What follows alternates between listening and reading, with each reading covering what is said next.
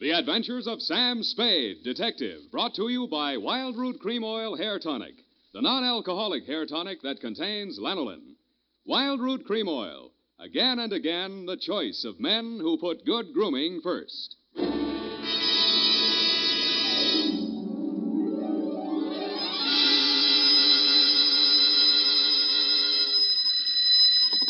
Sam Spade Detective Agency. Me, sweetheart. Oh, Sam, I got it.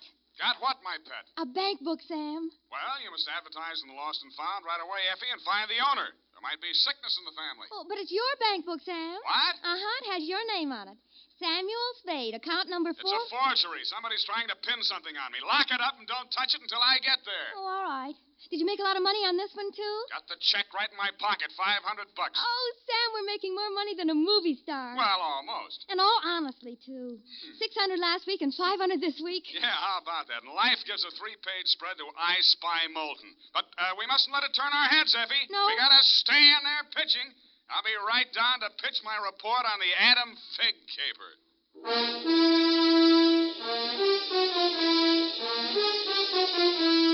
Dashiell Hammett, America's leading detective fiction writer and creator of Sam Spade, the hard-boiled private eye, and William Spier, radio's outstanding producer-director of mystery and crime drama, join their talents to make your hair stand on end with the Adventures of Sam Spade. Presented by the makers of Wild Root Cream Oil for the hair. You've heard the saying, you never know until you try. Well, you'll never know how handsome your hair can look until you try Wild Root Cream Oil. See for yourself how neatly and naturally Wild Root Cream Oil grooms your hair. Note how effectively it relieves annoying dryness and removes loose, ugly dandruff. You can get Wild Root Cream Oil Hair Tonic in either the big economy-size bottle or the handy tube. Or you can ask your barber to use it on your hair. But by all means, try it. Don't delay. Get it today. Wild Root Cream Oil. Again and again, the choice of men who put good grooming first.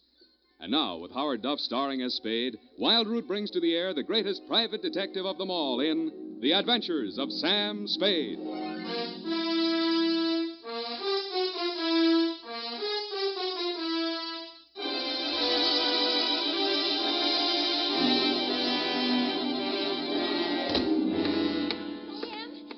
I bought us a present.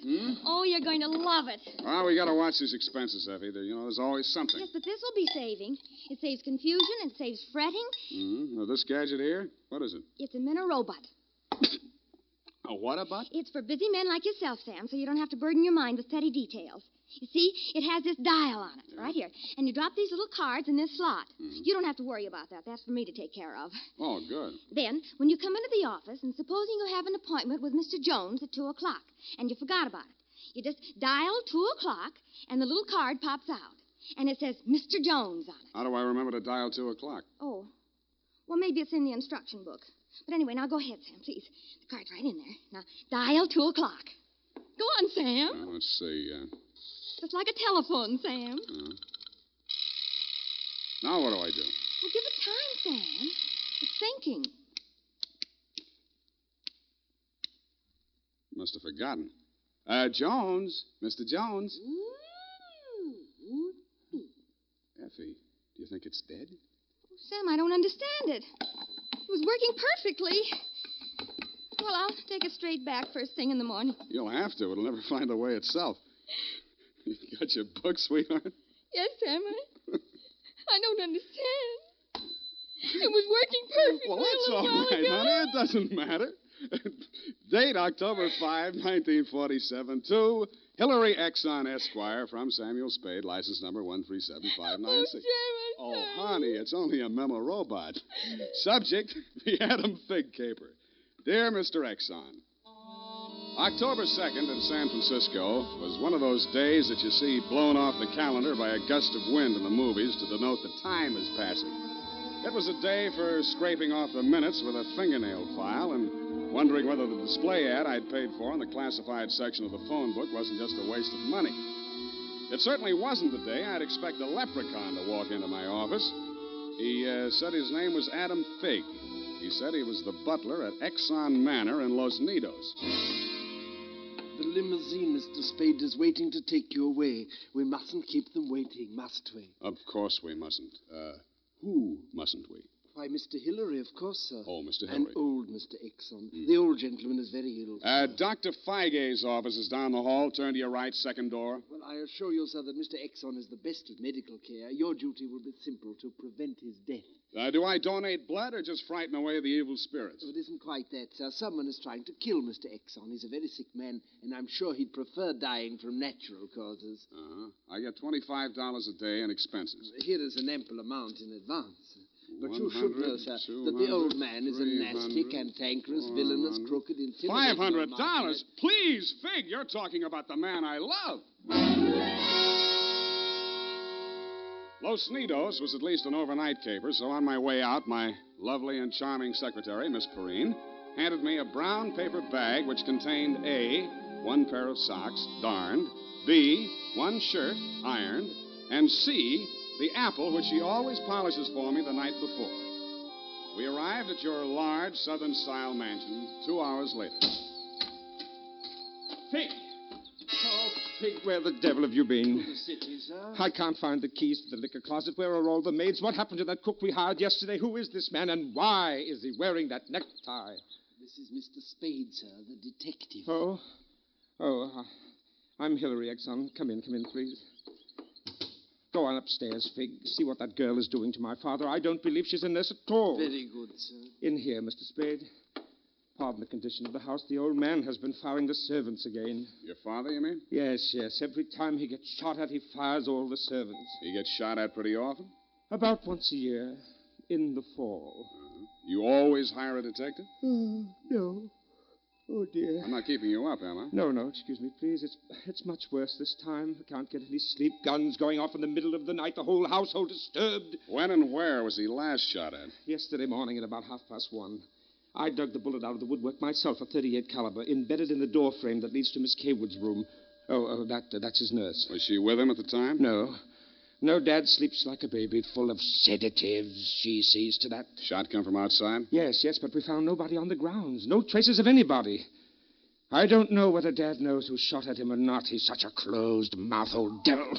You don't care very much for your father, do you? To be frank, Mr. Spade, if hating weren't such an effort, I would despise him.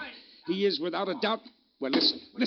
Get out of here! There, that's just a sample. Well, come on, let's see what's eating him now. All right, now get out! Talk to me like that. I tell you, I won't stand for it. Well, you don't have to stand for it. Take that silly painted face out of my sight. Don't you dare to. Get out! I'm quitting. I'm quitting, Mr. Exon. I can't stand it another minute. Yelling, screaming, throwing things at You must have done something to set him off. But I didn't, I tell you. I didn't. This is Mr. Spade, Miss Kaywood. Oh, a detective? Will it make you happier to know that I'm a private detective, Miss Kaywood? Well, Mr. Spade, I only hope you can prevent a murder. If there's any way at all that I can help, Thanks. I'll see you downstairs after I've talked to the old man. You'd better go in alone, Spade. Oh, Miss Kaywood, do you have a throat spray downstairs? I seem to be congested. Oh, go away. Go away! Go away!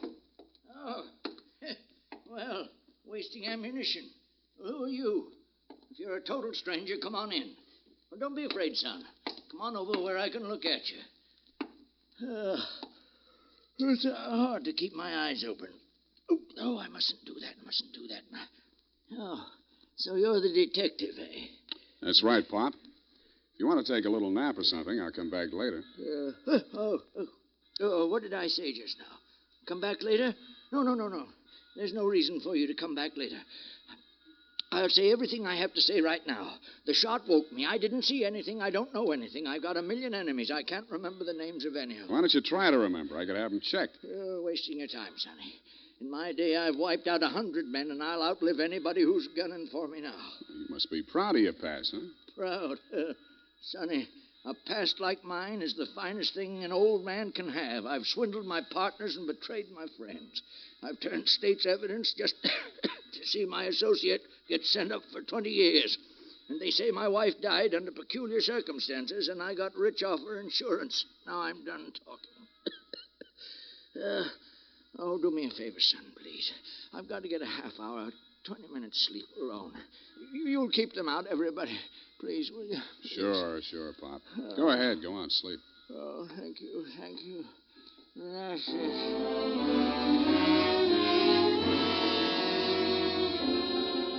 closed his eyes, rolled over, and fell into a heavy sleep. I stood there a moment, looking down at the frail, wasted old body. Then I cased the room. In digging the bullet out of the door, Hillary had done a good job of ruining any chance there might have been of proving the direction it had come from. I strolled out on the balcony. It was a pretty night. I lit a cigarette and took it in. Then I heard a door open and close softly behind me. Nurse Kaywood was at your father's bedside. She was filling a hypodermic from a small vial of bluish liquid. He didn't awaken when she jabbed it into his arm. Then she saw me standing in the doorway. She hastily dropped the medicine vial into her uniform pocket and came around the bed to meet me. Oh, Mr. Spade, oh, thank heaven. Why, when I saw you standing there in the half-night, I thought you might be... Thought I was who? Why, the man who fired the shot. There was a man? Well, I don't know. I didn't see it happened. I just assumed that... You shouldn't have done it. I warned you, Eleanor. Oh, we're disturbing him. Let's talk outside. Okay. Oh, it's good to breathe something besides sick room air. I thought you got used to things like that in your profession. Why are you so unfriendly, Mr. Spade? Nurses are human, aren't detectives? Try me, sweetheart. Oh, I know what you're thinking of me. But after a week in this horrible house, that poor old man, he's frightened. He's really frightened. What of? By the shots. 38 caliber or hypodermic? Surely you don't think that He's supposed to be under sedatives. The doctor's orders. Sorry, sweetheart. It's my job to suspect everybody. Can't you forget your job, even for a moment? Sure. If you don't mind the fact that I know you're a liar, that I'd make book you didn't come here primarily as a nurse, and what's worse, your act's not even convincing. Oh. Is it that bad, Sam? Yeah. Almost bad enough to be good. Come here. Oh, I hate you.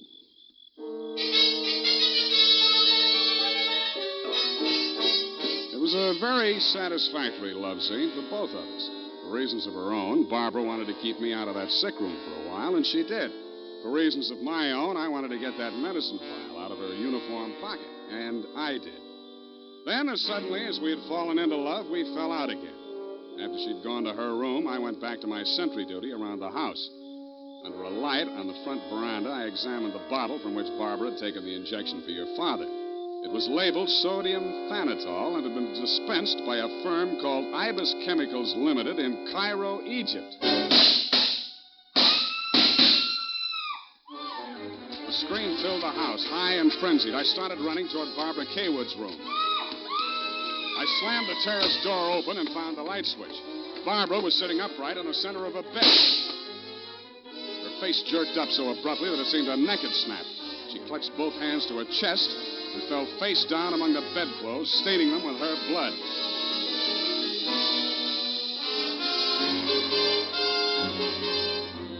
I don't know whether I went through, over, or around the screen that stood between her room and the old man's. I circled Exxon's bed. He lay on the floor on his side facing the window. I went outside. A .38 automatic lay on the ground a few yards away from the building. I put that into my pocket and listened. No shadows moving. Nothing. Then he was on me before I could be sure he wasn't a medium-sized tree. Break your back. Be the light. The warm stuff in my cheek might have been the thing's blood or mine. It gathered me up and bent me back and tore at my throat. Then I remembered that hands are stronger than fingers. I started with his thumbs.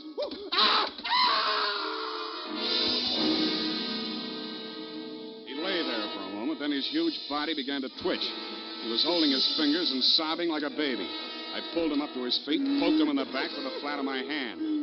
I followed him through an opening in the hedges and down a long, pitch-dark lane toward the lights of a squat brick house set on the top of a slight rise. As we approached it, a door opened and light streamed out onto the porch. The tall man framed in the doorway was the last person in the world I expected to see. Ah, Marcus, you brought him. Oh, master, very delightful service, but have much pain in fingers. Always complaining, Marcus. Welcome, Mr. Spade. Come in, my dear fellow. Come in. I've been expecting you. Family fortune by blackmailing me. And if you don't remit, Exxon could have you booked for forgery, blackmail, definition of character. Oh, my dear fellow, please. This is most painful. But if I had but the original letter, I could destroy it and go back to the felt. Ah, the felt. What happened to it? That Figg, that stinker stole it. He burgled my home. Are you taking pot shots at old Exxon? Well, don't be a fool, man. I want Exxon to stay alive. I must find out some part of his life which will have an exchange value that will cancel out what he has on me. By the way, old thing, you met Miss Kaywood. Mm-hmm. At the present moment, she's milking me for $150 a day. Oh? She's supposed to goad the old man, by whatever means necessary, into talking about his past. And that information she is to bring to me. Well, that ought to be easy. Exxon brags about his past. Now, so far, I've learned that Hilary Exxon stole 2 heifers at a livestock show in Abilene in 1906. I feel for you, Captain. That wouldn't get much on the current market, would it? My dear fellow, I've a proposition to make to you. Should you ferret out anything that would be of value to me, I'll reward you handsomely. Well, maybe something can be arranged, Captain. Good, excellent. May I have your word on that? Well, there isn't much time, Captain. I'd better trot on back. I'll show you to the door, sir. And let me warn you, Mr. Spade, for your own good, should you ever hear the thrum of Ibis wings, run, flee. I assured him that I would heed his warning, bade him good night, and started back down the lane in the direction of Action Manor. Business was going on as usual. There were no shots this time, only the scream. When I got to Barbara's room, you and Adam were standing at her bedside trying to quiet her down. Well, Mr. Spade, is this the way you guard the house against intruders?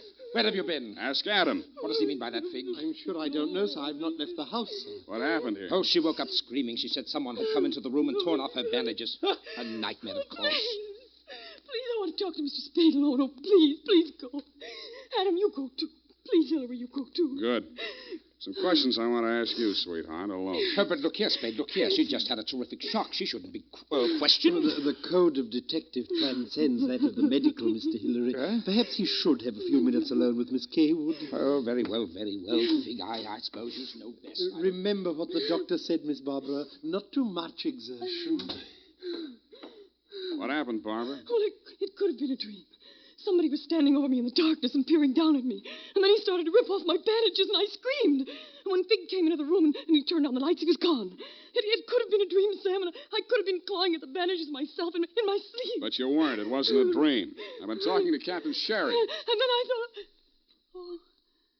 well, how much do you know? That you've been feeding the old man truth serum to get him to talk in his sleep. Oh, How much talking has he done? well, plenty. How much you told Sherry? Well, just as little as possible. Why? Because, Sam, if we can keep that old man alive and out of jail long enough to sell what we know to Sherry for what it's really worth, we'd be fools not to do it. What makes you so sure you'll stay alive long enough to collect, sweetheart? Well, because you're going to help me, aren't you, Sam?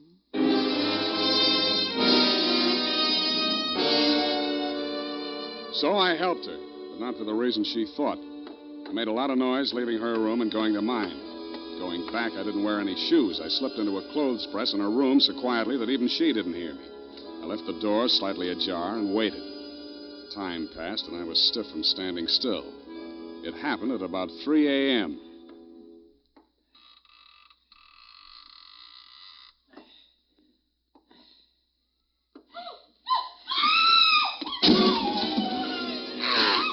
The crazy, feverish glare of his eyes told me that the threat of the gun in my hands meant nothing to him. I jumped to his side, twisted the knife away from him, picked him up in my arms, and carried him, kicking, clawing, and swearing, back to his bed. He lay there, breathing hard. Then he smiled. You're a smart one, Sonny. You had me figured out the first time you came in here, didn't you? Not quite, Mr. Exxon. The gun under your window was the clincher. That gun? Sure. I had it under my pillow all the time. I got tired of shooting into door frames. Look, you're dying, Mr. Exxon. There's no use trying to make up stories now. You're right, Sonny. I knew that nurse would sit up in bed after I fired tonight. And then I let her have it right through the screen. Why? You know why well enough. She was doping me up and sneaking in here at night, listening to what I was babbling about. Maybe you weren't saying anything important, Mr. Exxon. I might have, Sonny. I might have. 14 years ago, I killed my wife. I wanted to carry the secret to my grave.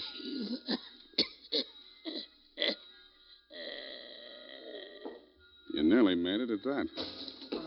Mr. Spade, what's happened? Is he dead? He's dead. Did he say anything, sir? Did he confess anything? You must tell me if he said anything. I didn't hear him say a word. Ah, well. Yeah, Mr. Spade. Charged with a certain texture, a significant quality. There's a certain smell, yes. Ah, an omen. You can inhale it, sir. Journey thou to Nairobi on the veldt. Tarry 7 days, and you will collect the fabulous golden skull of Wizami, king of the Bojamas. Aha! Marcus! Yes, master. Unhook the hookah. Pack the marmalade. We are off to the veldt.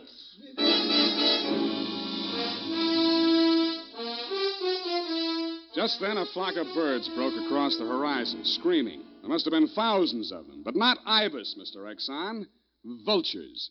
I suppose if you're going to pay any attention to omens, it's a good thing to know your birds. Period. End of report.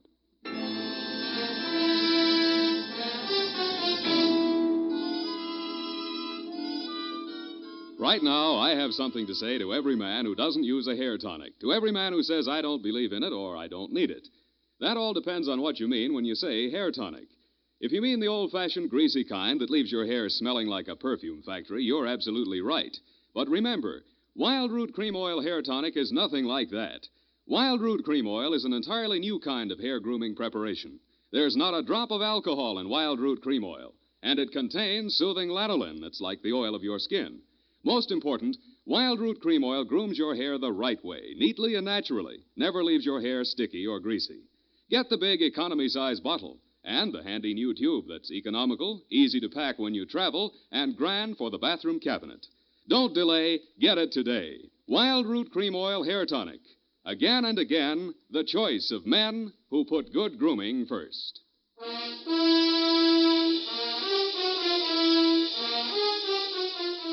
Well, Effie, Sam, the memo robot works after all. I told you it would.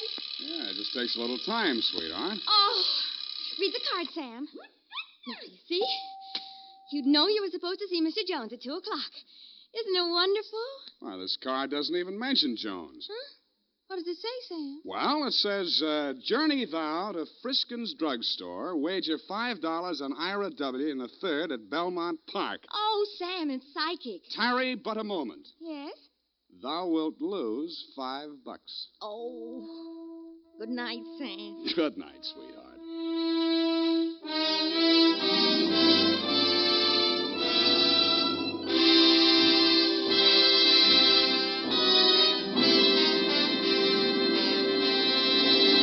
The Adventures of Sam Spade, Dashiell Hammett's famous private detective, are produced and directed by William Spier. Sam Spade is played by Howard Duff. Lurene Tuttle is Effie.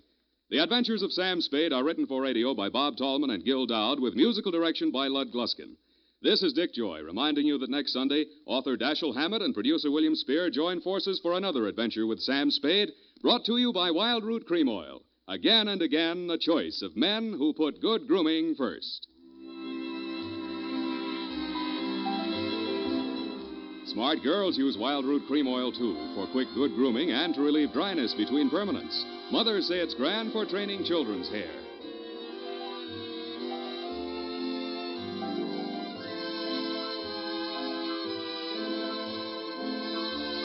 This is CBS, the Columbia Broadcasting System.